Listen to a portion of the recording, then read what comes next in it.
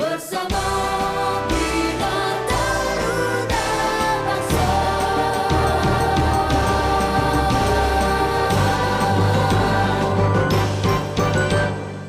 Assalamualaikum warahmatullahi wabarakatuh.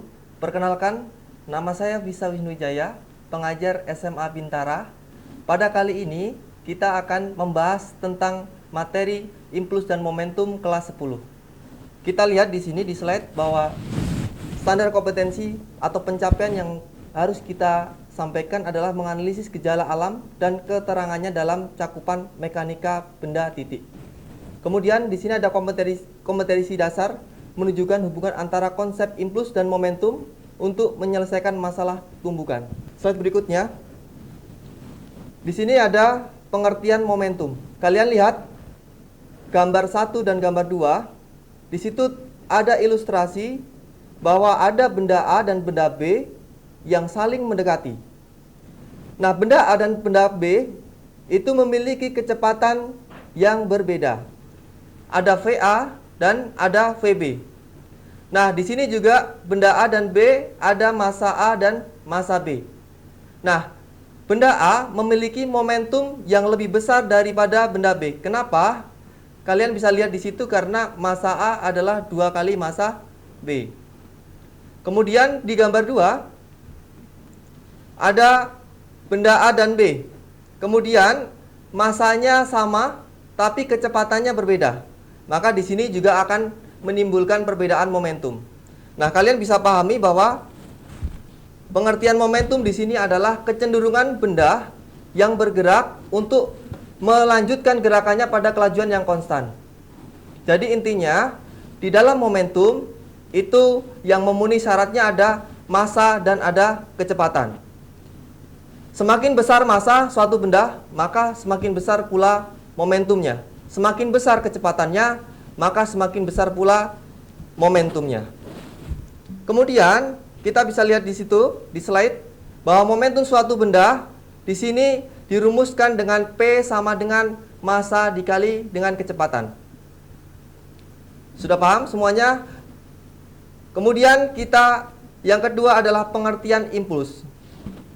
Impuls di sini adalah hasil perkalian antara gaya dikali dengan perubahan waktu atau I sama dengan F kali delta T.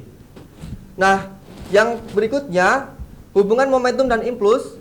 Impuls adalah perubahan momentum secara matematis. Ditulis dengan F dikali delta T sama dengan delta P.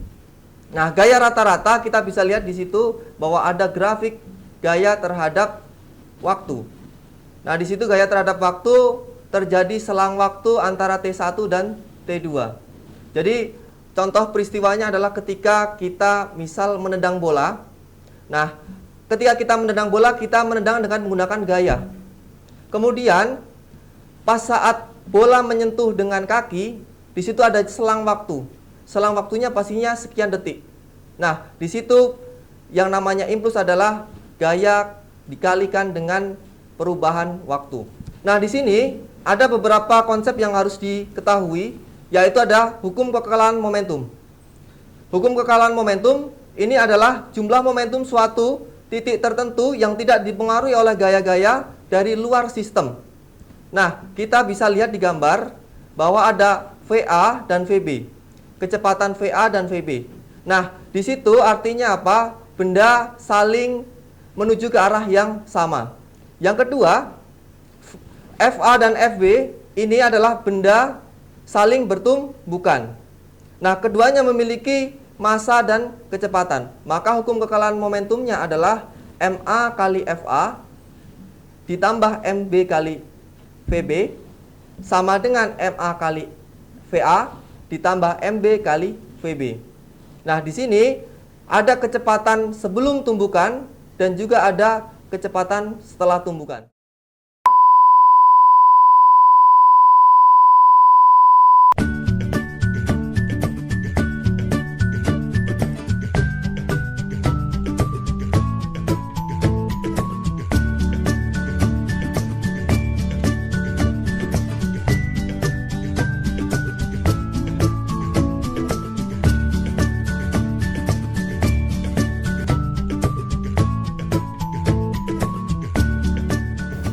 Sekian dari saya.